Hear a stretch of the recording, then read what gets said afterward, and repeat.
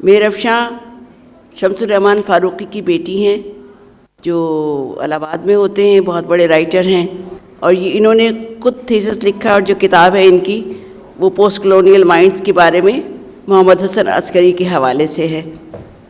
شمس الرحمان فاروقی صاحب تو نہیں آئے اس سال، پچھلی دفعہ آئے تھے، اور ڈاکٹر شمیم حنفی اردو کے بہت بڑے اسکالر ہیں، ڈین رہے ہیں اپنے ڈپارٹمنٹ کے، اور اب پوری دنیا میں لیکچر دیتے جاتے ہیں اور مزے کرتے ہیں۔ آج کی کتاب کی ماڈریشن چونکہ کوئی آسان کام نہیں ہے، مشکل کام ہے، کیونکہ یہ پوسٹ کلونیل پیریڈ کو اس طریقے سے ہینڈل کرنا وہ شمیم حنفی صاحب ہی ہینڈل کر سکتے ہیں، تو میں تو صرف حرف ابتدا کے لیے آئی تھی یہ بتانے کو کہ ان دونوں کا ذرا ہم استقبال کریں۔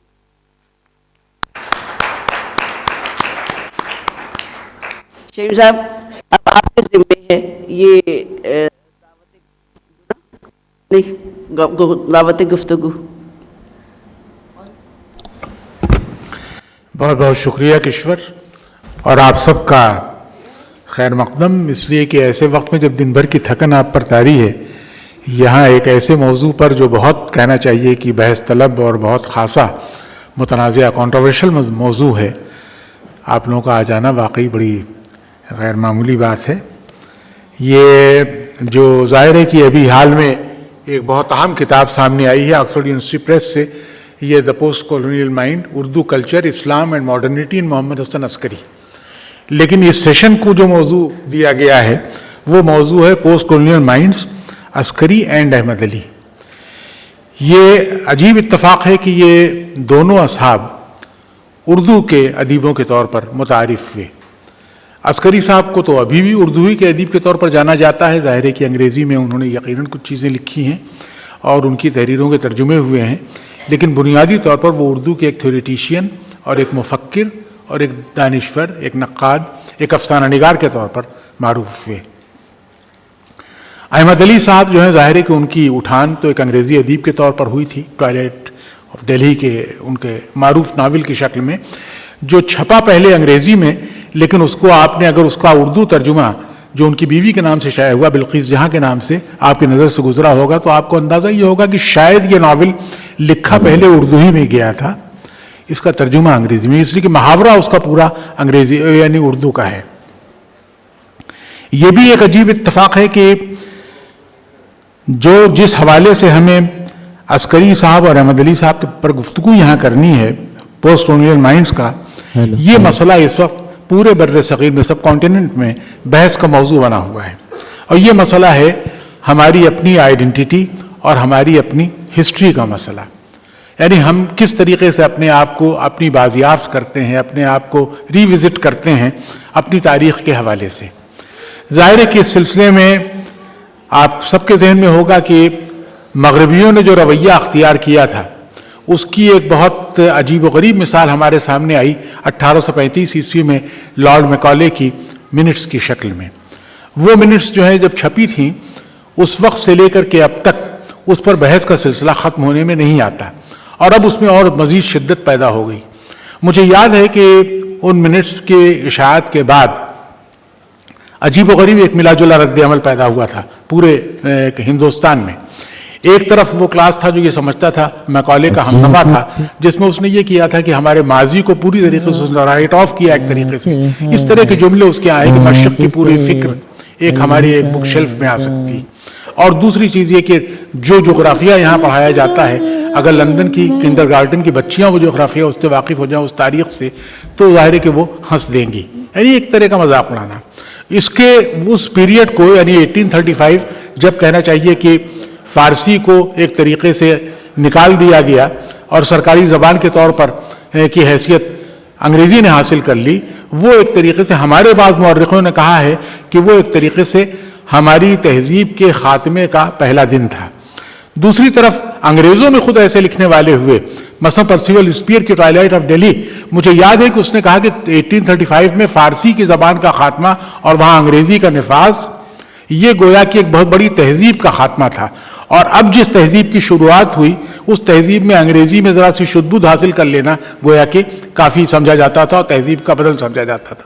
لیکن دوسرا جو لطیفہ ہوا وہ یہ بھی ہوا کہ اس زمانے کے ہمارے جو بڑے بڑے کہنا چاہیے کہ ترجمان تھے ماڈرن انڈین رینیساں کے، مثال کے طور پر father of Indian رینیساں Raja Ram Mohan Roy, انہوں نے اس وقت جب کمپنی کی طرف سے ایک گرانٹ دی گئی ایک کلکتے کے عربی مدرسے کو اور کلکتے کے ایک سنسکرت مدرسے کو، تو انہوں نے یہ لکھا کہ ہم تو یہ سمجھتے تھے کہ یہ رقم ذہین اور قابل یوروپین اساتذہ کو دی جائے گی تاکہ وہ ہمیں کچھ سکھا سکیں، لیکن یہ رقم ایک ایسی زبان کو پڑھانے پر صرف کی جا رہی ہے جس کے پڑھنے میں جو مشقت ہمیں اٹھانی پڑتی ہے اس کے مقابلے میں حاصل بہت کم ہوتا ہے اس سے. اور ظاہر ہے کہ یہ گویا کہ وہ نہیں چاہتے تھے کہ یہ ساری چیزیں ہوں.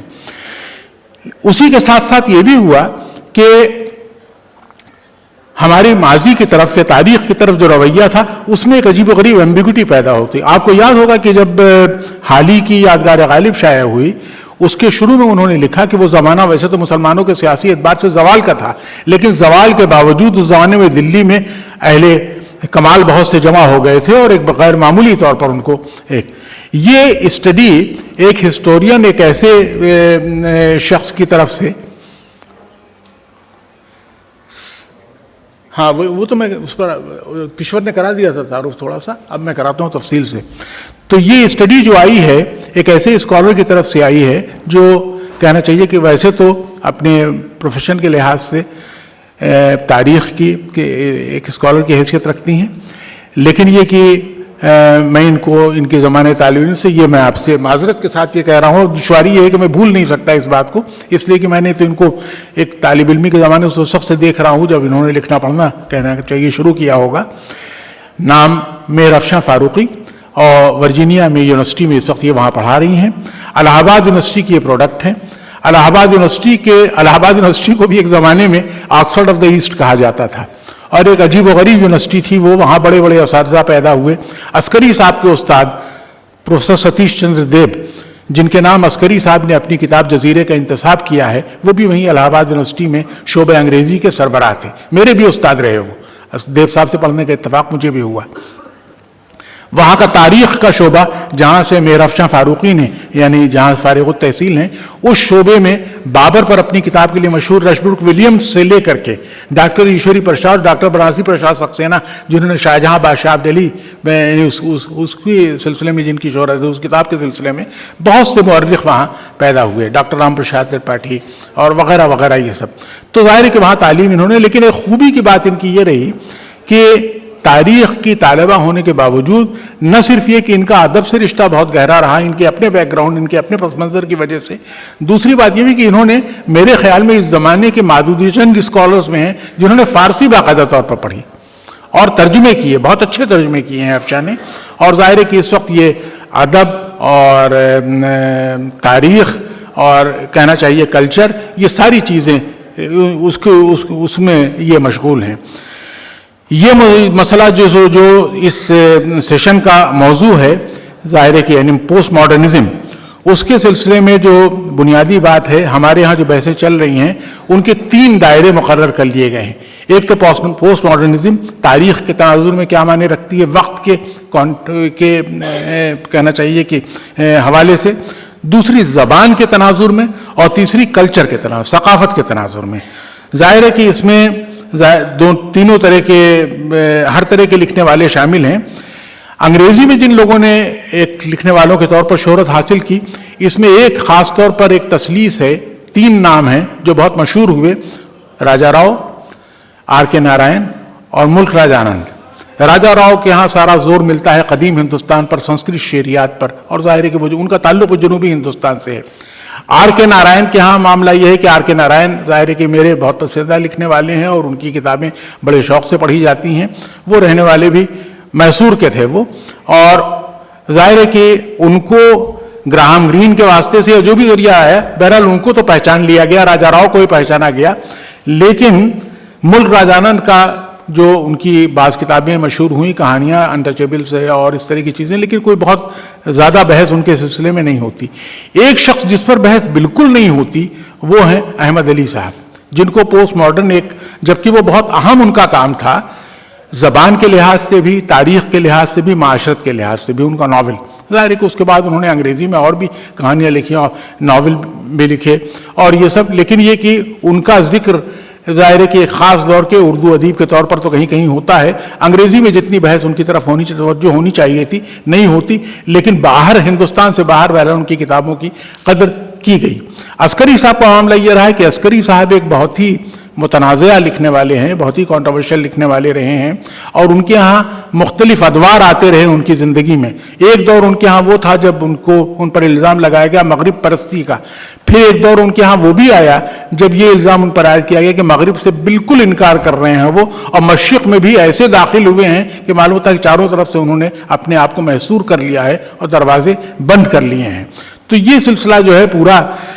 لیکن یہ کہ اسی کے ساتھ ساتھ ایک بات ہندوستان میں جو بحث آج کل بہت کہنا چاہیے وہ یہ ہے کہ post modernism post colonialism colonial mind کی ایک پہچان یہ سمجھی گئی کہ جو انگریزوں کے برعکس، انگریز جو ہمیں کہتے تھے کہ سیویلائزڈ کو سیویج کو سیویلائزڈ بنانے کا ایک ہی طریقہ ہے ہمارے پاس، اور وہ یہ ہے کہ اس کو انگریزی پڑھائی جائے یا مغربی علوم سے کرایا جائے.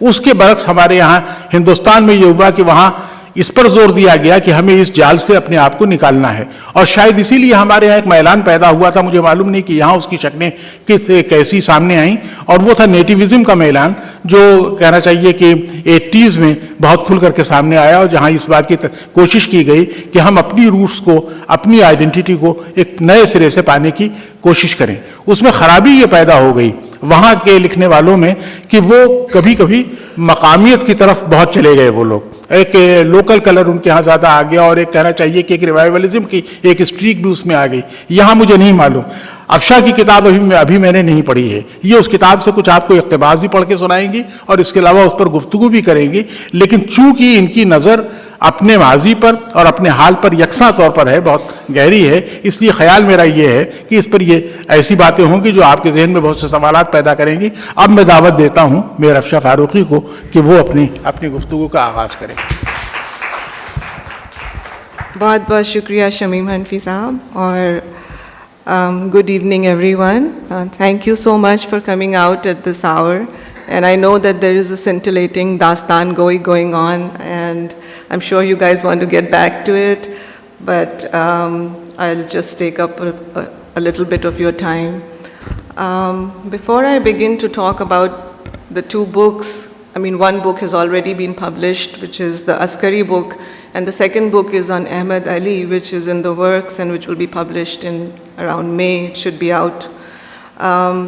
I want to thank, in particular, Asif Farooqi for giving me this opportunity to come to Karachi and to present my work, and also to Amina Sayed who is the moving, big force behind organizing this delightful literary festival. Having said this, I just want to talk a little bit about myself. I think because it's a very complex, and in many ways it's a very complicated story. My story, my relationship with Urdu literature, my relationship with Askari, with Ahmed Ali, with who I am, with what I am now and what I'm doing, and I want to talk a little bit about it.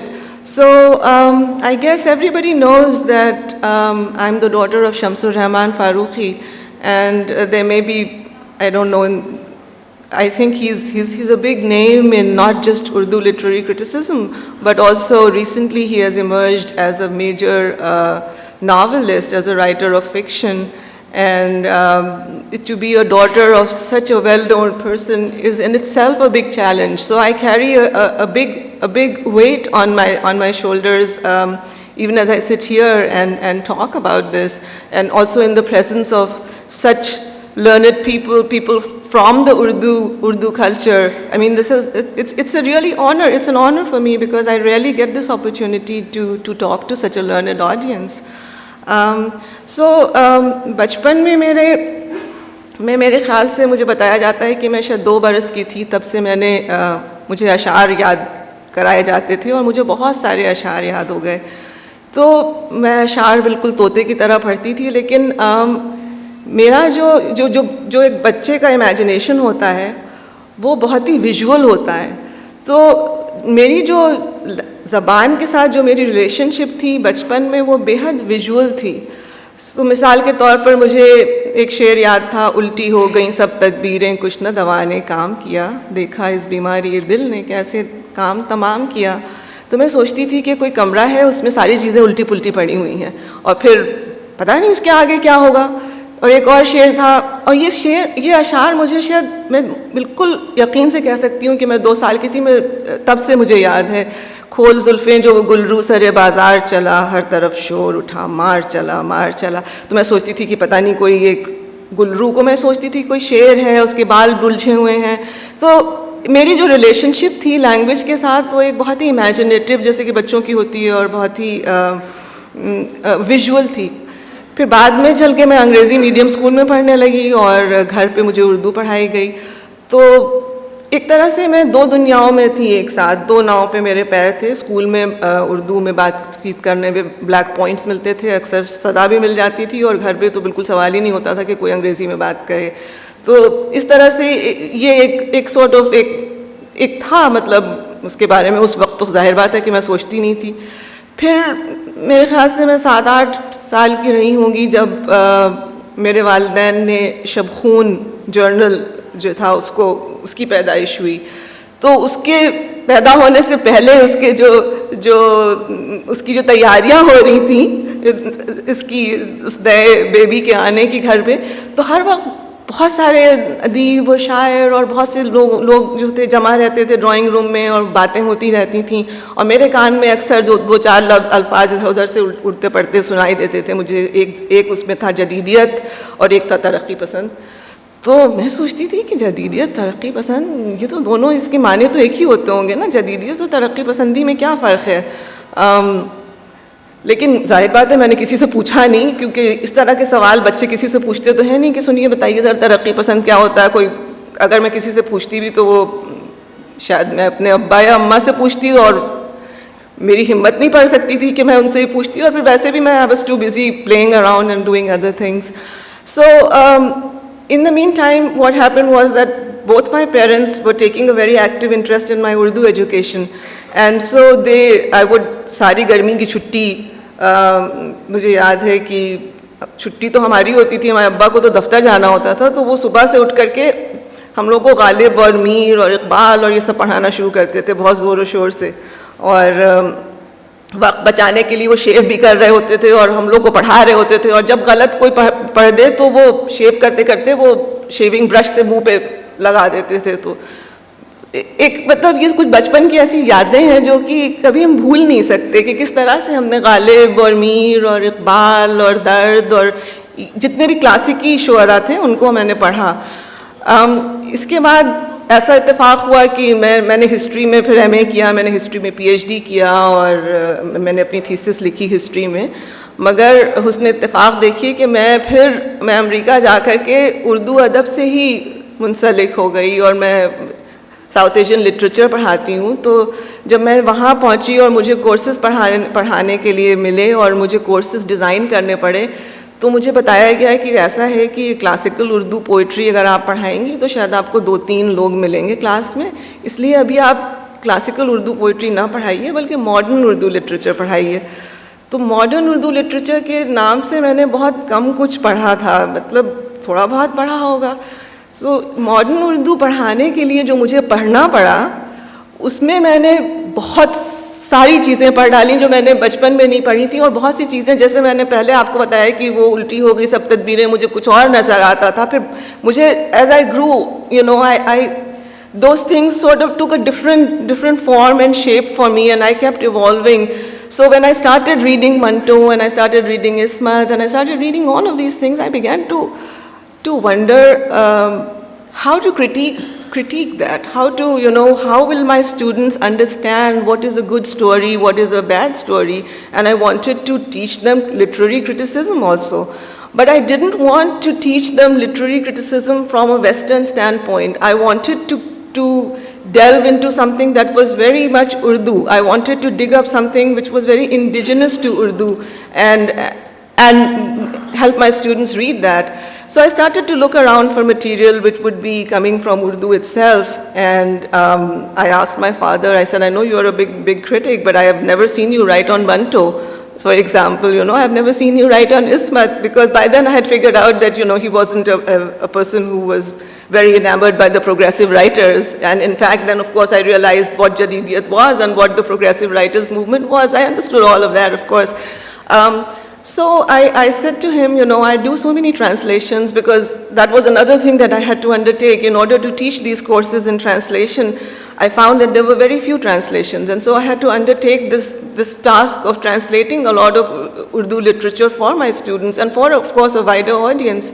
And so I said, I'm translating literature and I'm translating poetry. मैं क्यों ना कुछ तनकीद का भी मैं तर्जुमा करूं, तो मैं कहाँ से शुरू करूं? तो मैंने पूछा अपने वालिद से, मैंने कहा मैं कहाँ से शुरू करूं? तो उन्होंने कहा कि अस्करी से शुरू करो। और ये 2003 की बात है, सन 2003 में उन्होंने मुझसे कहा कि तुम अस्करी को पढ़ना शुरू करो, यानी तब तक मैंने अस्करी को नहीं पढ़ा था। सो मैंने कुलियात अस्करी की, वो अस्करी नामा एक है और एक संगमील से जो छपा हुआ है, सो वो मैंने बहुत ज़ख़ीम 2 मोटी किताबें मैंने देखी अस्करी की। तो मैंने कहा मैं कहाँ से शुरू करूँ, ये तो 4000 सफ़े हैं, इसमें मैं कहाँ से मजमून ढूंढूँ। और जब मैं थोड़ा सा घबराई तो फिर मैंने सोचा कि मैं तनकीद जो ख़ास करके जो कोर है लिटरेरी क्रिटिसिज्म का, उसके साथ मैं शुरू करती हूँ। तो उनकी अस्करी साहब की जो दूसरी किताब है तनकीद की, जिसका नाम है सितारा आबादबान, मैंने उसको पहले उठाया और उसमें से मैंने कुछ मज़ामीन जो थे छांटे, जिसमें से 3-4 तो बहुत ही अहम हैं जिनका मैंने पहले तर्जुमा किया। और सबसे पहले मैंने किया इस्तिआरे का खौफ, फिर उसके बाद मैंने किया कुछ उर्दू नस्र के बारे में, फिर मैंने किया पैरवी मगरबी का अंजाम, पैरवी the consequences of imitating the West. That was a very major, and when I started reading all of this, I was so awed, I was like, what am I reading? Who is this guy? And I just couldn't stop reading, and translating was very hard because his prose style was so urbane, and it was so polished, and it was so casual that he was saying such deep things with such casualness that I was at a loss how to translate it into English. And it was, believe me, it was very hard. It was some of the most difficult translations that I ever undertook. And so I translated like a bunch of this Askari's essays, and Maiman Sahab, who was the editor of the Annual of Urdu Studies, and I sent them to him, and he says, this is very good, and I want to publish it, and why don't you write an introduction to it? So then I started to think about Askari, and then I realized that there are actually two important phases in Askari's life. I mean, I'm generally speaking, I hate this idea of dividing somebody up into parts, because you can't really put people in boxes. But in the case of Askari, I found that there was really a major cleavage in the way he thought about things. And the most obvious cleavage in his life was 1947, partition. So the Askari that we see before partition and the Askari we see after partition, I noticed that there was a distinct change in the way he thought about things. So that was one thing that struck me. Then another thing I began to notice was that he used to write this extremely important feature called Jhalkiyan, which he started writing in 1944.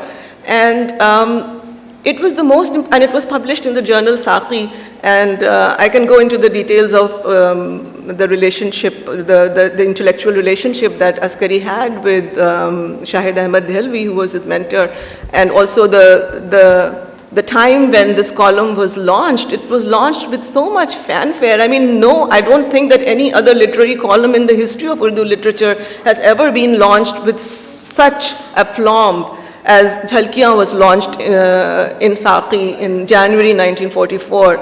And then from that time till 1957, with a few, with I think one year of a hiatus when partition happened, Askari, for 13 years, he wrote this column, Jhalkiyan.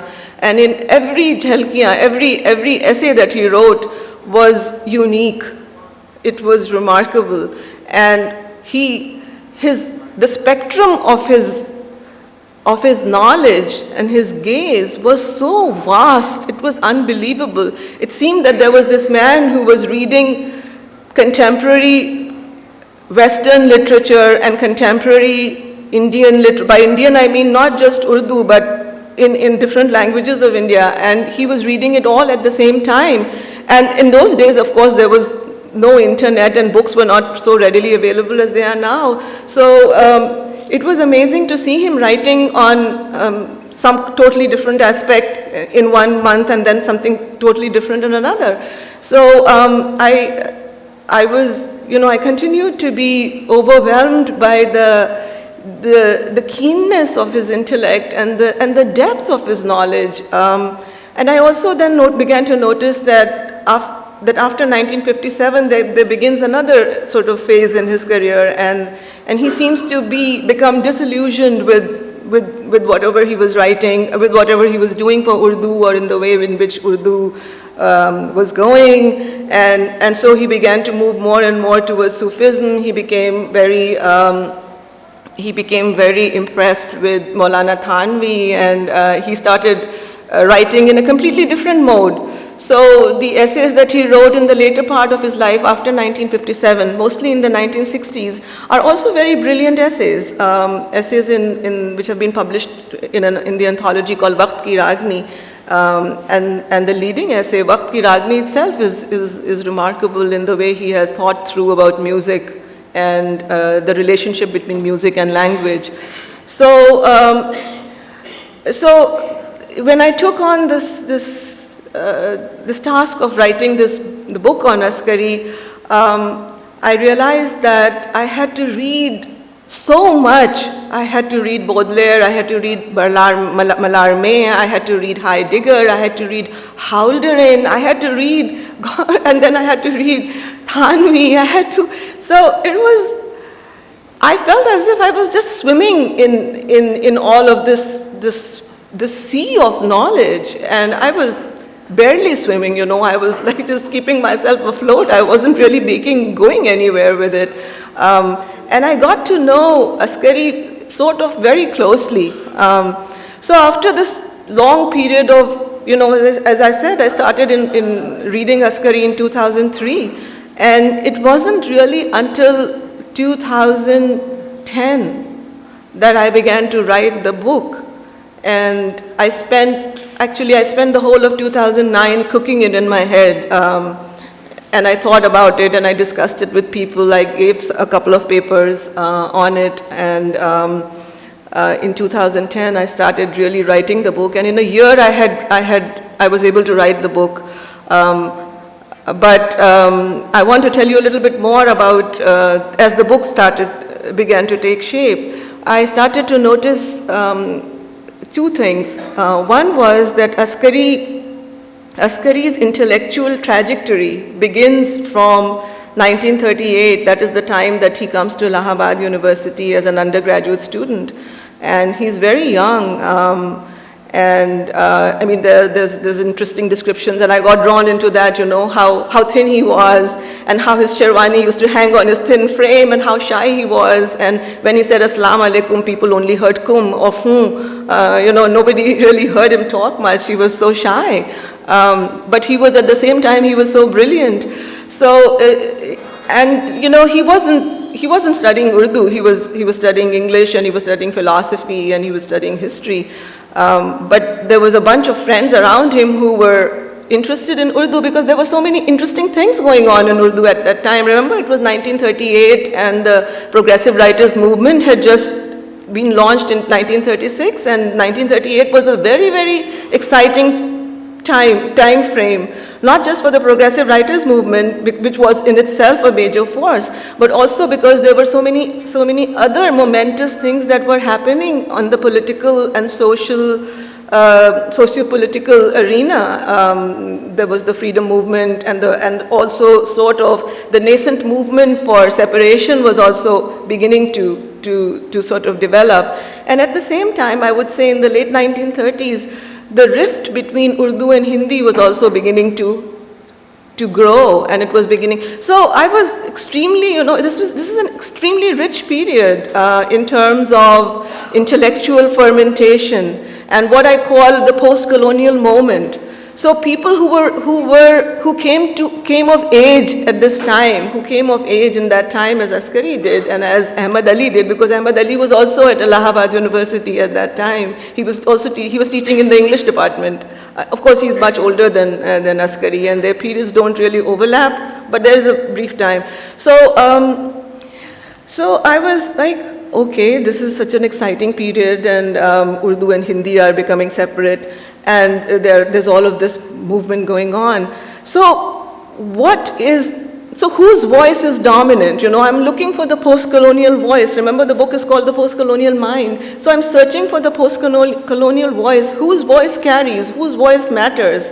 And I see that till partition, I would say, even though the separation between Urdu and Hindi had almost become formalized and I would say concretized, but I would say that the Urdu intellectuals still had a kind of an edge in terms of the thinking that they were doing, in terms of the writing they were doing, and of course Askari was destined to become a major critical voice at this time. But he was actually representing not just Urdu, although he wrote in Urdu, but he was pontificating on bigger subjects, on subjects of cultural identity, because that is the most important aspect of post-coloniality, the dilemma of cultural identity and the dilemma of situating literature within culture, which is what Askari was very sort of, that is what he wanted to push, the relationship between literature and culture. And that is why I think eventually he was in favor of the creation of Pakistan, because he felt that Pakistan would be the place where Urdu would be allowed to grow, Urdu would flourish, and that there would be this perfect association between the literary and between the social and the political. In fact, he thought that Urdu writers would be activists, they would be the leaders. So he was very I would say he was very idealistic and utopian in that concept, and in many ways, so when it wasn't really clear whether he was going to go to Pakistan when Pakistan was going to happen, because he was too busy organizing conferences in which he wanted to discuss the cultural what would be the cultural situation for Muslims who would stay in India. And then he started raising this question, which no one had raised until that point, because everybody was too concerned about the political outcome of the struggle for the creation of Pakistan. And he raised this question, what would Pakistani culture be? What would be the culture of Pakistan? And really, it's the most profound question. And Askari began to write on this question. He wrote in Jhalkiyan, of course, and he wrote some other prominent essay called Pakistani Culture, in which, of course, he opened this question about the Indo-Muslim culture, right?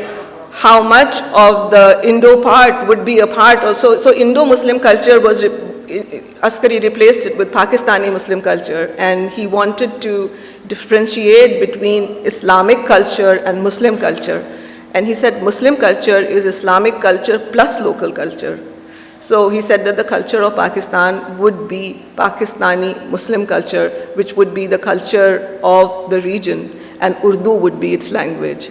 And he wrote, he said the most outstanding accomplishment of the Indo-Muslim culture is Urdu. It is even greater than the Taj Mahal. It is something that has given us life, and we cannot sacrifice Urdu. It is the life and blood of our culture. It is something, we could have chosen Persian, but we preferred to go with Urdu because हमने उर्दू को संवारा, हमने उर्दू को निखारा, और हम उर्दू को कैसे छोड़ सकते हैं? So he was, well, in some ways he was a chauvinist, but on another level he had such high expectations from Urdu writers, क्योंकि उन्होंने ये कहा कि ये तो ऐसा moment है nation formation का कि हम history के دلہیز پہ کھڑے ہوئے ہیں جس میں کہ ہمیں یہ موقع ہمارے ادیبوں کو یہ مل رہا ہے کہ وہ ہمارے قوم کی, ہمارے نیشن کی فارمیشن کی کو لے کر کے لٹریچر لکھیں. تو پھر پاکستانی کلچر کے ساتھ ساتھ انہوں نے اس پر بھی لکھنا شروع کیا کہ پاکستانی لٹریچر کیا ہوگا اور پاکستانی لٹریچر کی آئیڈینٹی کیا ہوگی اور کس طرح سے پاکستانی لٹریچر کی آئیڈینٹی انڈین لٹریچر کی آئیڈینٹی سے مختلف ہوگی. اس کے علاوہ اس کتاب میں نے کچھ اور چیزوں پر غور کیا ہے. عسکری کے فکشن پر میں نے ایک چیپٹر لکھا ہے جس کے بارے میں تھوڑا سا بات کرنا چاہوں گی آپ سے کہ عسکری نے وہ BA کرنے جب الہ آباد پہنچے تو جیسے میں نے بتایا کہ پروگریسو رائٹرز موومنٹ کی بہت زور و شور تھا اور حالانکہ عسکری انگریزی وغیرہ پڑھ رہے تھے تو ان کے دوستوں نے کہا کہ بھائی آپ کچھ لکھیے. تو انہوں نے اردو میں ان سے یہ ایک کاوش ہوئی کہ اردو میں کچھ افسانہ لکھا جائے. تو مختار زمان ان کے دوست تھے, وہ بھی انہوں نے بھی افسانے لکھے اور عسکری نے افسانہ لکھا تو وہ تو ایسا غضب کا افسانہ تھا کہ وہ سب لوگوں کے افسانے کی اس نے چھٹی کر دی. تو 1939 میں جب وہ صرف BA پارٹ 1 پارٹ 2 کے اسٹوڈنٹ تھے تو انہوں نے ایک افسانہ لکھا جس کا نام تھا پھسلن, اور ایک افسانہ لکھا کالج سے گھر تک اور انہوں نے اس کو چھپنے کے لیے بھیجا ساقی میں. تو شاہد احمد دہلوی اس کے مدیر تھے, انہوں نے جب پھسلن کو پڑھا تو ان کے تھوڑے سے کان ہوش تھوڑے خطا کیسے کہتے ہیں اس کا کوئی محاورہ ہوگا, کان کھڑے ہوئے نہیں, وہ بہت کیا کہنا چاہیے آج سے آسان خطا ہو گئے آسان خطا ہو گئے ان کے. انہوں نے کہا کہ بھئی یہ کیا چیز ہے, یہ تو بہت زبردست افسانہ ہے اور میں اس کو چھاپنا چاہتا ہوں لیکن شاید میرے ریڈرز اس کو برداشت نہ کر سکیں گے تو میں نہیں چھاپ سکتا. تو انہوں نے لوٹا دیا. پھر خیر وہ لیفٹسٹ میگزین ادبی دنیا نکلتا تھا اس سے چھپا. تو پھسلن کی جو کہانی ہے وہ بہت ہی دلچسپ ہے. اس میں کہانی پتہ نہیں آپ لوگوں نے پھسلن پڑھی ہے کہ نہیں, بہرحال اس میں ایک ہومو ایروٹک ٹینشن ہے کہ ایک 7ویں 8ویں جماعت کا لڑکا ہے جو کہ بہت خوبصورت ہے اور گھنگرالے بال ہیں اس کے, اور اس کے کلاس اس سے 1-2 درجہ بڑے جو لڑکے ہیں وہ اس کو بہت پسند کرتے ہیں اور اس کے گھر آتے ہیں اور اس کو نوچتے گھسوٹتے رہتے ہیں. لیکن اور وہ لڑکا جو ہے خود اس کو بھی ایک دوسرے لڑکے سے تھوڑی سی دلچسپی ہے. اس درمیان ان کے ہاں پر ایک نوکر آتا ہے, خادم, جس کا نام نذرو ہے, اور وہ بھی 15-16 سال کا ہے وہ. اور جب سے وہ نذرو ان کے گھر میں آتا ہے تو اس لڑکے سے جمیل سے ملنے جو لوگ آتے ہیں وہ نذرو سے زیادہ دوستی کرنے لگتے ہیں. پھر نذرو جو ہے وہ جمیل کے پورے افسانے میں ایک عجیب سا ایک ٹینشن ہے اور ایک گھٹن ہے کہ what is this unexplained attraction between Nazru and Jamil, which is very sort of getting under the skin of Jamil, and the afsana really sort of leads you on till the climax when Nazru actually tries to seduce Jamil, and Jamil he's very aroused, but in the end he's able to somehow push off Nazru and the story ends there. So you can imagine it's 1939 and somebody's written a story like that, and this wasn't the only story that he wrote on the subject. He wrote another story called Chai Ki Pyali, which is about homoerotic attraction between two girls. And there were other stories that he wrote which had to do with Anglo-Indian girls. The subject of his stories was very, very unconventional. And I don't know, of course, my reading of modern Urdu short story is still a little limited, although I have recently read a lot. But I'd never really come across any stories about Anglo-Indian girls and lesbian relationships and homoerotic tensions and all of that, so I didn't know what to do with it, and I felt that I wanted to go closer into Askari the person also, because I was also reading more and more about the fact that one of Askari's mentors was Firaq Gorakhpuri, who was a very prominent poet and who was a a professor in the Department of English where Askari was a student. So after graduating, after passing his BA with really high marks and very, with distinctions, and I was able to get out his graduate record, and I was like, wow. In those times, because it was a very difficult period, as I said, the separatist movement had begun, and for a Muslim student to be so highly ranked in a university which was not, it wasn't, Aligarh University was meant for all the Muslims to go and study in Aligarh. So what are you doing in Allahabad? So anyways, he goes on to do his master's in the English department, and Firaq Sahab is there. And he's become a major poet by this time. And there was an open secret about Firaq, and that was that he was a homosexual. And so, okay, he was. I mean, people didn't, they knew about it, but it just made Firaq more interesting to them. And Firaq, other than, I mean, there was more to him than just that, obviously. He was a major poet. And he was also a very scintillating personality. He was an amazing talker. I mean, he could just, when he would begin talking, people would be, because he had so many anecdotes, so many stories to tell. तो वो इतनी अच्छी बातें, इतनी लच्छेदार बातें करते थे कि बस लोग उनकी बातों में उलझ करके रह जाते थे. तो अस्करी एक नौजवान आदमी और क्या कहते हैं, Firaq साहब, Askari was very impressed by Firaq, and Firaq mentored Askari. So I don't know, I was just like, okay, maybe there was something, maybe Firaq and Askari was attracted to Firaq or something, although Firaq was much older than Askari. And then I found that Askari has written a lot about Firaq. So in comparison to what he wrote on other major poets and other major writers, and some of his favorites were among the modern writers, उन्होंने नासिर काज़मी के ऊपर बहुत लिखा और मंटो के ऊपर बहुत लिखा अस्करी ने, लेकिन उन्होंने फ़िराक़ साहब पे बहुत कुछ लिखा, और फ़िराक़ साहब की इस कदर तारीफ़ें की, इस कदर ज़्यादा तारीफ़ें की, उनके पुल बांध दिए तारीफ़ों के, कि मुझे कुछ लगा कि ये sort of, I just found it to be a little bit peculiar, and I wanted to. So what I tried to do was, I tried to reread Firaq.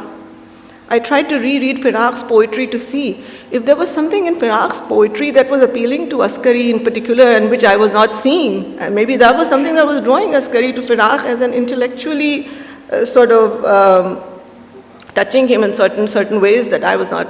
So, okay, so that was one thing. Then the other thing I was exploring was, because remember, after reading the stories, I got interested in his life.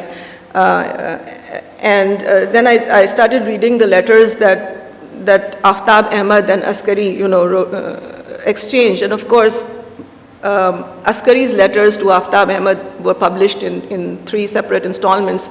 Aftab Ahmad, whom Askari met again as a young man in Delhi, I think in 1942, for the first time. Aftab Ahmad, who's also a major intellectual, and he was a government servant. But he wrote a lot on Ghalib. Anyway, he was a young man then who was doing his master's in English, and Askari and Aftab Ahmad became very close friends and remained close friends for the rest of their lives. And there was a huge correspondence that they had. So I started reading the correspondence because Askari was more approachable in the letters. Otherwise, he was, from everything that I could get about him, was that he was an extremely private person, and nobody, really knew him that well. Intizar Sahab, of course, was another good friend of his, and Intizar Sahab has written a lot about Askari. But to get back to the letters, so in one of the letters, actually not in the letters, but in the introduction, तो जो उन्होंने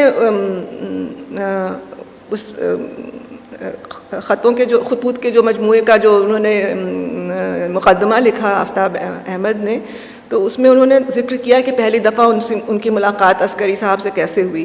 तो उसमें उन्होंने बताया कि actually Askari साहब से उनकी वो जब पहली मुलाकात तो मीरा जी के यहाँ कोई तकरीब थी, मीरा जी जो शायर हैं वहाँ पर उनसे उनकी मुलाकात हुई, और आफ्ताब अहमद ने अस्करी का अफसाना पढ़ा हुआ था. फिर दूसरी मुलाकात उनकी एक होटल में हुई जहाँ जोश मलियाबादी और फ़िराक़ गोरखपुरी मौजूद थे, और फ़िराक़ और जोश दोनों में आपस में काफ़ी गहमा गहमी हो रही थी गुफ्तगू, और अस्करी साहब जो थे वो फ़िराक़ साहब को ज़रा काम डाउन करा रहे थे कि चुप हो जाइए, ज़्यादा नाराज़ मत होइए. और फिर उसके बाद फ़िराक़ साहब ने एक गज़ल पढ़ करके सुनाई. تو آفتاب احمد نے لکھا ہے کہ وہ پوری غزل تو مجھے نہیں یاد ہے لیکن مجھے اس کا ایک شعر یاد ہے اور انہوں نے اس شعر کو کوٹ کیا, اور وہ شعر یہ ہے کہ میری عرض محبت پیاری پیاری جھوٹی باتیں ہیں, نہ ہوتا گر خلوص اتنا تو میں سچ بولتا تم سے. تو میں نے اس شعر کو 50 دفعہ پڑھا, میں اس کے مطلب کیا نکل رہے ہیں. میری عرض محبت پیاری پیاری جھوٹی باتیں ہیں, جھوٹی باتیں عرض محبت ہیں, اور نہ ہوتا گر خلوص اتنا تو میں سچ بولتا تم سے. اس کا واقعی یہ بہت ہی انیوژول قسم کا شعر ہے, اور اس کا میں نے انگریزی میں ترجمہ کیا, 2-3 دفعہ ترجمہ کیا, اس کو سمجھنے کی کوشش کی. somehow it struck something in my mind that why did he remember just this particular, I mean of course آدمی کی میموری سلیکٹیو ہوتی ہے, اور کوئی چیز جو بہت زیادہ اس کو پسند آتی ہے یا اسٹینڈ آؤٹ کرتی ہے وہی یاد رہتی ہے. تو انہوں نے یہ والا شعر کوٹ کیا, اور یہ شعر ہے بھی اتنا غیر معمولی, تو کوئی نہ کوئی بات اس شعر میں ہے, اور واقعی بہت غیر معمولی شعر ہے. اور تو پھر اس طرح کے میں نے کئی غیر معمولی شعر فراق صاحب کی شاعری میں سے کھنگالے اور نکالے, اور پھر اس کا میں نے تجزیہ کیا. اور پھر بس میں نے اس کے بارے میں سوچتی رہی کہ بھئی ہو سکتا ہے کہ شاعری کو دوبارہ ایک ری ریڈنگ کرنے سے ایک نئی ایک طرح سے کچھ باتیں سمجھ میں آتی ہیں. تو میں نے ایک چیپٹر اس پہ لکھا. اس کے بعد میں نے کتاب میں عسکری کا جو آخری مطلب جو ان کے تنقیدی مجموعے ہیں ان کے اوپر میں نے بہت کچھ ان کو بہت ہی میں نے ان کو غور سے پڑھا, اور اس کے بارے میں نے تجزیہ کیا. اور خاص کر کے جو ان کی کتاب ہے ستارہ یا بادمان, میں اس کے بارے میں بھی مجھے لگا کہ یہ کتاب کا نام جو ہے ستارہ یا بادمان میرے سمجھ میں نہیں آیا کہ اس کا why did he keep this title, why did he choose this title, اس ٹائٹل کے پیچھے کیا ہو سکتا ہے. سو then I discovered when I started reading an essay in the book, it was all about ایک نظم تھی, ایک پوئم تھی ملارمے کی جس کا نام ہے سیلوٹ. اس کا تجزیہ عسکری صاحب نے کیا ہے, اور تجزیہ اتنا غیر معمولی ہے کہ تجزیہ انہوں نے اس کا ہائیڈگر نے ہالڈرن کی شاعری کا تجزیہ کس طرح سے کیا ہے اس تجزیے کو لے کر کے انہوں نے ملارمے پہ اپلائی کیا ہے. یعنی ایک جرمن فلاسفر نے ایک جرمن پوئٹ جو کہ فلاسفی آف بینگ کے اوپر جس کی تھاٹ ہے کہ لینگویج اور بینگ میں کیا ریلیشن شپ ہے. And this is the thread that sort of runs through my work a lot. What is the relationship between language and existence, between who we are, between ourselves and language, and between me, who am I, and my relationship with language, and of course all the other questions about bilingualism and all of that are subsumed in this, because this is a huge question. So Askari uses this is a remarkable thing that he does, and he says he looks at creativity from that point of view, کہ creativity کیا ہے. اور creativity جو ہے وہ ایک بہت ہی بھیانک چیز ہے ایک طرح سے. اور آپ لوگ تو اتنے بڑے شاعر یہاں سب بیٹھے ہوئے ہیں, آپ جانتے ہوں گے کہ واقعی ایک وہ بھوت کی طرح ہے, ایک بہت ہی بھیانک بھوت ہے وہ, جو جب چڑھتا ہے کسی کے سر کے اوپر تو پھر اس کو اتارنا بہت مشکل ہو جاتا ہے. تو عسکری نے اس کے بارے میں کہا ہے کہ واقعی یہ ایک بہت ہی بھیانک چیز ہے, لیکن اس کا جو ایک اچھا پہلو ہے وہ یہ ہے کہ اس میں ایک پلے فلنس ہے, اس میں ایک لیلا ہے. So if there wasn't this playfulness in the act of creativity, when we play with words, it would have been too consuming for us. It would have completely eaten us up, it would have demolished us. So there is this play involved in creativity, and he uses that metaphor in analyzing Mallarmé. And the other thing that he does is in that poem, because that poem is really I wish I had the time to read it out, and it's such a serious poem that I don't think even reading it out would be enough. But what Mallarmé has done is that he talks about creativity in as something which you enter in a dream. اچھا okay. تو وہ جیسے کہ ہم اپنی self کو ڈھونڈنے کے لیے ہم ایک خواب میں داخل ہو جائیں اور وہاں سے ہم تلاش کریں اپنے آپ کو, اور پھر ہم واپس اوپر آئے تیرتے ہوئے. اس پوئم میں یہ ہے. اور وہ پوئم جو ہے اس میں ستارہ جو ہے, اور وہ ایک طرح کا پوئٹ کے لیے ایک نارتھ اسٹار کی طرح ایک گائیڈنگ لائٹ ہے. تو پھر میرے سمجھ میں آیا, اور اس پوئم میں یہ لائن ہے ستارہ آبادمان, اس سے انہوں نے عسکری صاحب نے اپنے مجموعے کا نام ستارہ آبادمان رکھا.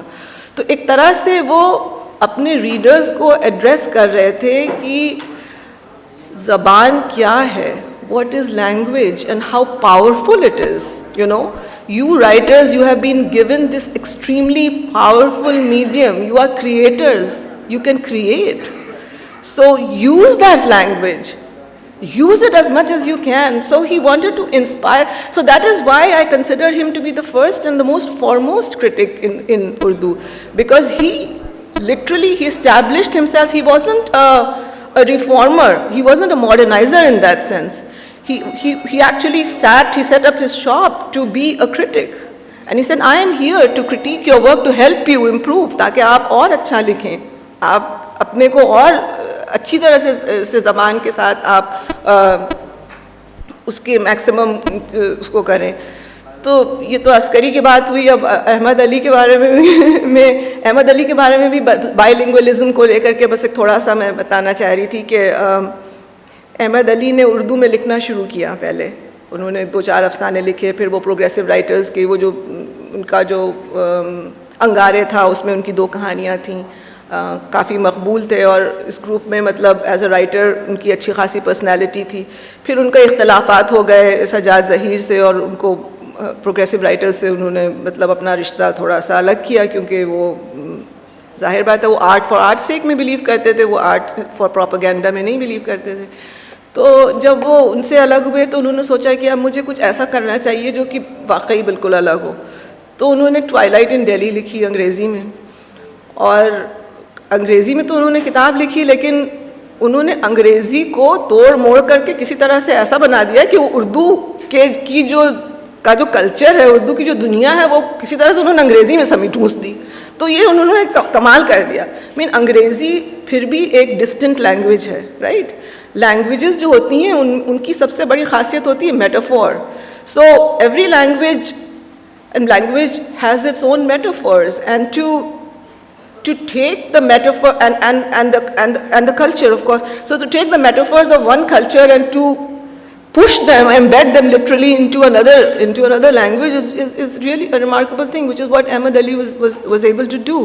And therefore when you read, whenever I used to read twilight in daily, مجھے بڑی اس سے کوفت ہوتی تھی اس کی زبان سے, کیسے کر رہے ہیں, اور اتنے شاعری انہوں نے اس میں ٹھونس دی, اور یہ کیسے ہو رہا ہے, اور مجھے بڑی الجھن سی ہوتی تھی. پھر بعد میں جب میں بائی لنگوالزم کے بارے میں سوچنے لگی تو مجھے یہ خیال آیا ہے کہ وہ کس زبان میں سوچتے کس زبان میں تھے. وہ اردو میں سوچ کر کے انگریزی میں لکھتے تھے, کہ وہ انگریزی میں سوچ کر کے اردو میں لکھتے تھے, کیا یہ چکر کیا تھا ان کا. تو اس چیز نے مجھے بہت زیادہ فیسینیٹ کیا, اور میرا اگلا جو پروجیکٹ ہے وہ اسی پر ہے کہ میں بائی لنگوالزم کے بارے میں سوچ رہی ہوں. اور احمد علی کی جو کتاب ہے اس میں بھی جو میرا ایسے ہے وہ بائی لنگوالزم ہی کے اوپر ہے, کیونکہ جب یہ ٹوائلائٹ ان ڈیلی چھپی 1940 میں تو بہت ہی اس کا اہتمام ہوا, کیونکہ اس کو ورجینیا وولف کی پریس سے چھپا تھا, ہوگارتھ پریس نے اس کو چھاپا کتاب کو, اور اس کے اوپر بہت بڑے بڑے فورسٹر نے, اور جو اس زمانے کے جو سب سے بڑے دگج رائٹرز تھے سب نے اس کے اوپر تبصرے کیے, اور بالکل وہ سیل آؤٹ ہو گئی. پھر اس کے بعد ورلڈ وار وغیرہ چل رہی تھی تو کاغذ کی بہت کمی تھی, اس لیے وہ کتاب فوراً دوبارہ اگلے ایڈیشن میں نہیں آ سکی. اس کے بعد جب وہ آئی وہ 1965 میں پھر دوبارہ چھپی. اور حیرت کی بات یہ ہے کہ اس کا ترجمہ جو ہے وہ, یا اس کو ترجمہ کہیے یا جو بھی کہیے, وہ دلی کی شام کر کے 1968 میں چھپی, اور وہ it is credited to his wife کہ ان کی بیوی نے اس کا ترجمہ کیا. لیکن جب میں نے دونوں کتابوں کو نکالا, دلی کی شام اور ٹوائلائٹ ان ڈیلی, میں نے اس کو کمپیئر کیا تو وہ ترجمہ تو نہیں ہے, وہ کچھ اور ہی چیز ہے. کیونکہ اس میں تو انہوں نے جو زبان لکھی ہے وہ بالکل اردو, چٹکھارے والی اردو, اور بالکل دلی کی, مطلب there's really no one-to-one, sort of relationship between the two. It's really, you can't call it a translation at all. People have alleged that the translation was actually done by Ahmad Ali himself and it was published under his wife's name. But I really don't think so, because it doesn't come across as Ahmad Ali's language at all. It is definitely the language of a woman, and it has all the hallmarks of that. It has, because when she describes the clothes, the kind of vocabulary she uses is quite different from the vocabulary in Twilight in Delhi, of course, in which, of course, Urdu is being thrust into English, so that is completely. So these are some things that I've been thinking about a lot. And also the fact that when partition happened and willy-nilly Ahmad Ali had to choose to come to Pakistan, and there's a long story behind that, he stopped writing in Urdu altogether. In fact, he pretty much stopped writing तो I can stop here.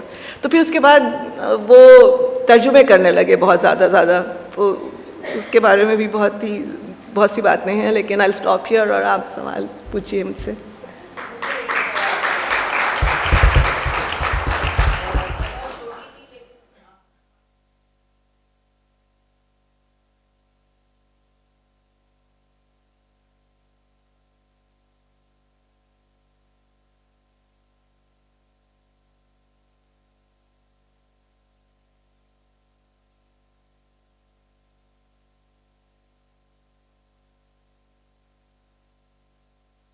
माह-ए-नौ के editor थे, तो उनका बहुत वहाँ पर दिल घबराया, क्योंकि उनको बिल्कुल भी इस तरह का ब्यूरोक्रेटिक माहौल पसंद नहीं था और उनकी अजीज़ अहमद से और लोगों से बिल्कुल भी नहीं पटती थी. तो वो बहुत ही कम देर के लिए वहाँ रहे, मेरे ख्याल से 6 महीने में उन्होंने वहाँ से छोड़ दिया. जैसे ही उनको इस्लामिया कॉलेज में नौकरी मिली, वो माह-ए-नौ छोड़ छाड़ करके वहाँ से वो अलग हो गए, रास्ता उन्होंने अपना अलग किया.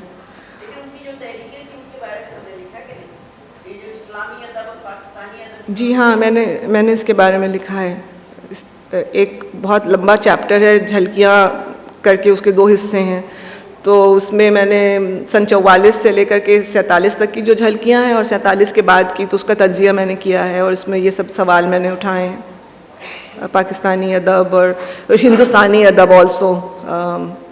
इसको भी मैंने, इसके बारे में मैंने लिखा है.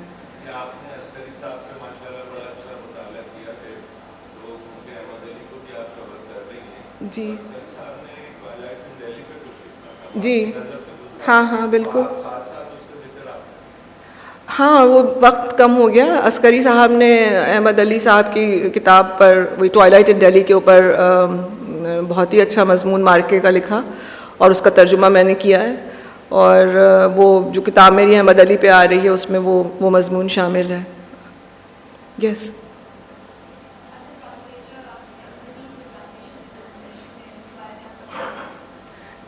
Ahmad Ali as a translator? That's a very good question. And actually it sort of feeds into my larger topic about post-colonial mind. And so when Ahmad Ali, of course he was terribly in love with his own culture, and although in Twilight in Delhi he was talking about a decaying culture, nevertheless, it is always the case that when people are talking about the decaying culture, but they want to write about it, they actually want to preserve that culture. Because when they write about it, actually it becomes concretized. So it is there for posterity. So when we pick up Twilight in Delhi and read about the weddings and all of that, and all the जो खाने पकते थे और वो जो कपड़े होते थे वो यूं मायूं होता था, so all of that is preserved, right? So he did that, but then later on when he became more he became distanced from creative writing and he started translating full time, he produced this wonderful book called The Golden Tradition. And it was the first book of its kind in which he translated me, he translated all the classical poets, and he wrote long essays which would contextualize that poetry. And he presented it to the West. So he was a genius in that way. He was one of the earliest minds of this kind who presented the best of the poetry and the whatever he wanted to the West. Yes. Well, the translations Well, good and bad is a very kind of black and white kind of a thing. And translations constantly, they get dated because language keeps growing and changing every sort of, اب تو اتنی fast language change ہو رہی ہے کہ ہر 5 سال 10 سال میں بدلتی رہتی ہے. تو ٹرانسلیشنس کے ساتھ بھی یہ ہے کہ جو پرانے ٹرانسلیشنز ہیں وہ ہم پڑھتے ہیں تو ہمیں تھوڑے سے وہ آرکیک لگتے ہیں. لیکن احمد علی نے ایک نیا طرز اختیار کیا تھا کہ انہوں نے یہ کہا کہ اگر ہم غزل کے شعر کا ٹرانسلیشن کر رہے ہیں تو ضروری نہیں ہے کہ ہم 2 لائنوں کو 2 لائن میں کریں. انہوں نے وہ سب سے پہلے تھے جنہوں نے کہا کہ ضروری نہیں ہے کہ ہم 2 لائن کو 2 لائن میں کریں, ہم 2 لائن کو 4 لائن میں بھی کر سکتے ہیں. مقصد ہمارا یہ ہے کہ جو اس میں جو کچھ کہا جا رہا ہے اس کو کسی طرح سے it should be communicated in that other language. So I thought he was pretty innovative in that way. I think Asif has a question. Yes Asif. That both of them started as short story writers and had a very small volume in physical terms. Yeah. Askari only wrote 9 short stories. 11. 11. Yeah. So how do you place the two of them as short story writers in a scenario where people were writing so many short stories and the short story really became a developed form? Yeah, that's a good question. I guess to talk about Askari first, that's where again it comes in the fact that he had his training in English and the fact that he had read a lot of modern contemporary English literature and Western French. He was a big Francophile. So when he began to write fiction in a serious way, he was extremely concerned about the role of language in the formalizing of the story, and he didn't believe in like a concrete plot, and he was using the stream of consciousness and all that. But so each story was crafted with a lot of thought, and he was also experimenting with long sentences in Urdu. So sometimes you find that unka ek jumla jo hai wo ek paragraph jitna lamba hai. اور میں نے ان کا ترجمہ کیا ہے جو کہانیوں کا, حرام جادی کا کیا ہے اور پھسلن کا کیا ہے. تو میں نے کوشش یہی کی ہے کہ اگر انہوں نے ایک پیراگراف کا جملہ لکھا ہے تو میں بھی اس کو اسی طرح سے کروں, کیونکہ عسکری کی اس کے بارے میں بھی بہت ایک اہم ایسے ہے کہ اگر ترجمے سے فائدہ اخفاء حال ہے, کہ the purpose of translation is concealment.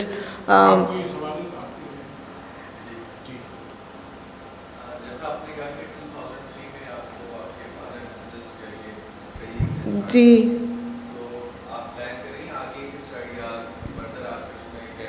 Future آپ کس رائٹر کو پڑھیں گی اور اس پہ کام کریں گی, ریسرچ کریں گی؟ آرکیٹیکچر سے جانتے ہیں, مان لیجیے کہ بہت اچھا وہاں پر گنبد ہے یا لائبریری ہے, لیکن ہر سٹی کی ایک لنگوسٹک پہچان بھی ہوتی ہے.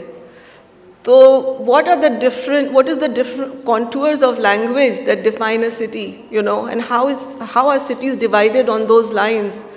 For example, the university was representing the English-speaking quote-unquote elites, and the old cities representing the Hindi or Urdu-speaking or the vernacular. So that's going to be one of the things I'm doing. سوال اگر آپ کی اجازت ہو تو میں آپ سے کروں. میں یہ پوچھنا چاہتا تھا کہ پوسٹ کولونیل مائنڈ کی ایک پہچان جو ہے تاریخ کو پھر سے ڈیفائن کرنا اور کلچر کو پھر سے ڈیفائن کرنا, یعنی پاسٹ کو پری کولونیل یا کولونیل پیریڈ کے. اسی کے ساتھ ساتھ لینگویج کے معاملے میں بھی جیسے راجا راؤ نے جو زبان استعمال کی ہے اپنے یہاں انگریزی لکھنے میں, یا یہ کہ مل راج آنند کی زبان پر بہت گہرا اثر ہے, انہوں نے گالیاں بہت استعمال کی ہے اپنی کتابوں میں. تو عسکری صاحب کے یہاں استعارے کا خوف انہوں نے لکھا, اور عسکری صاحب خود جتنے بڑے نثر نگار ہیں, احمد علی صاحب کے یہاں آپ کو اس سلسلے میں یعنی کوئی پوسٹ کالونیل جو مباحث ہیں دوسری زبانوں میں جو ہوئے ہندوستان میں, جیسے نیٹیوزم کے ارتقاء کے ساتھ جو بعد میں بہرحال اٹ ڈائٹ ڈاؤن اور لوگوں نے مخالفت بھی بہت کی اس کی, اس لیے کہ تنگ نظری ایک طرح کی پیدا ہوتی جا رہی تھی, اس طرح کی کوئی کوشش آپ کو نظر آتی عسکری صاحب کے ہاں اور احمد علی صاحب کے ہاں, دونوں کے ہاں؟ آخری سوال. بہت اچھا سوال ہے. اس کا جواب میں اس طرح سے دینا چاہوں گی کہ جو پوسٹ کلونیل وائس ہے اس کو آئیڈینٹیفائی کرنا ایک تو خود بہت ہی ایک مشکل کام ہے، کیونکہ مختلف زبانیں ہیں، مختلف کلچرز ہیں. مثلاً پاکستان میں دیکھیے سندھی زبان کا کلچر ہے، پنجابی زبان کا کلچر ہے، ہمارے یہاں بنگالی گجراتی جانے پتہ نہیں بہت ساری زبانیں ہیں. So how to identify one voice as the post colonial voice and then how to also include all the writing that is being done in English recently. So that is one challenge. But I have taken enlightenment as one important aspect of looking at what happened in terms of the cultural changes that were brought about, the age of sort of rationalism, or the rationalism that the colonizers imposed on Indian culture. And تو وہ جو ایک خلیج درمیان ہو گئی ہمارے cultural past اور cultural present میں، اس کو کس طرح سے برج کیا جائے. تو عسکری صاحب نے راستے تلاش ضرور کیے، لیکن وہ پورا کام انہوں نے کیا نہیں کہ how are we going to وہ کیسے ہم کراس کریں گے، کیونکہ بہت مشکل ہے اس کو کراس کرنا. تو یہی بات ہے میرے خیال سے. آپ کے سوال کا جواب پتہ نہیں مکمل ہو پایا کہ نہیں، کیونکہ اس پہ تو بہت لمبی بحث ہو سکتی ہے.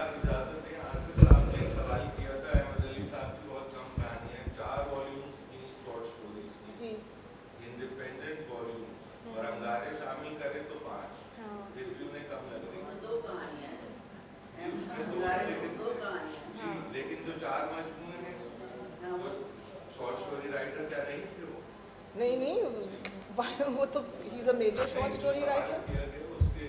جی نہیں، میرا جواب یہ ہے کہ وہ میجر شارٹ اسٹوری رائٹر ہیں اور ہمارے میجر فکشن رائٹر ہیں. کیونکہ میں نے ایک اردو آکسفورڈ یونیورسٹی پریس کے لیے ماڈرن ایک انتھالوجی کمپائل کی تھی 2 والیومز میں، جس میں کہ میں نے کوشش کی تھی کہ جو ہمارے ریپرزینٹیو رائٹرز ہیں ان کو شامل کیا جائے. تو Ahmed Ali is of course in that selection. And obviously I have a very high regard for what he did. That is why I'm bringing out a book on him. So I wanted to ask کہ آپ نے کہا کہ 1930s میں جو Urdu literature تھا اور Hindi literature اس کے راستے الگ ہو چکے تھے یا ہونے لگے تھے، اور اس میں جو اردو کے لکھنے والے تھے انٹلیکچولی شاید وہ ذرا بہتر تھے. تو کین یو ایلیبوریٹ کہ آپ why have you come to this conclusion? What is it that has made you come to this conclusion? This is my present work that I'm doing. What I'm doing is that I'm looking at Harivansh Rai Bachchan and I'm looking at Sumitra Nandan Pant. I'm looking at some of the major Hindi poets, Nirala particularly, Nirala and Bachchan, جو کہ الہ آباد میں رہتے تھے، اور اسی دور میں جو ہمارے اردو. تو آئی ایم ٹرائنگ ٹو سی کہ کس قسم کی، حالانکہ دونوں میں اختلافات بھی ہو رہے ہیں، لیکن یہ جو کوی سمیلن کا جو دور شروع ہوتا ہے وہ آخر کیا ہے؟ وہ ایک مشاعرے کی فوٹو کاپی ہی تو ہے. اور اس طرح سے مجھے بہت ساری چیزیں اس میں نظر آ رہی ہیں جس کو کہ میں I will be developing them in the future. So this is a very good question. We can talk about it. I think we are running out of time. Can I just ask one last question because it's niggling at my mind. زبان کا ایک شوونزم بھی ہوتا ہے، اور جب آپ کہتی ہیں کہ عسکری صاحب پاکستان کی زبان اردو کو دیکھ رہے تھے، تو اس کے آگے جا کے اس سے بہت مسائل پیدا ہوئے پاکستان میں. تو these are all these undercurrents that sort of came with that sort of pushing the language, The thing here, and I point that out in my book, that he was too short-sighted or naive actually to think that Urdu would be acceptable to everyone. And why should it be? Although, okay, he had, Urdu is a great language and all of that, but and he himself began to realize that, I guess. And that's why he began to move away from literary criticism after 1957. And then what he started to do was, he started to bring Urdu and Islam close together, which is pretty interesting. So he began to map Urdu on Sufism, and that to a certain kind of Islam, which was the Sufistic kind of Islam. And in that direction he went a long way, and there were lots of problems with that. تو ان کا ایک بہت اہم مضمون ہے اس کے اوپر، جس کے اوپر بہت بحث ہوئی ہے کہ اردو کی ادبی روایت کیا ہے. اس میں جس میں انہوں نے عسکری صاحب نے کہا کہ اردو کی ادبی روایت اسلامی ہے، جو کہ غلط ہے، کیونکہ اردو کی ادبی روایت تو سیکولر ہے، it is not Islamic. So I think that's a good it's a good point to close. بہرحال بہت بہت شکریہ. اس میں بہت سے سوال ایسے تھے جو ظاہر ہے کہ اٹھتے ہیں. اس سے مسئلہ کے طور پر عسکری صاحب کے ہاں ایک مضمون ان کا مشرق و مغرب کی آویزش کے پر جو لکھا تھا، کانسیپٹ آف ریئلٹی کیا ہے، فرق جو پیدا کرتا ہے مشرق اور مغرب میں، اس طرح کی بہت سی باتیں. لیکن بہرحال یہ آپ کی کتاب جو تو بہت بہت شکریہ آپ سب کا.